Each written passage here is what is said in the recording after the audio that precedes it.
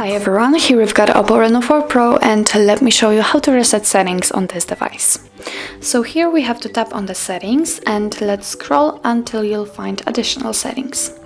Now let's scroll again and tap on backup and reset, and here we've got the erase all data factory reset.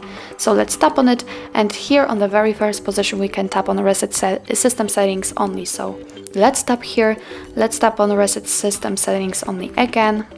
Click on it again and let's wait. And after that, system settings have been restored successfully. So that's all. This is how to reset settings in your OPPO Reno4 Pro. Thank you so much for watching, and if you find that this video was helpful, please hit the subscribe button and leave the thumbs up.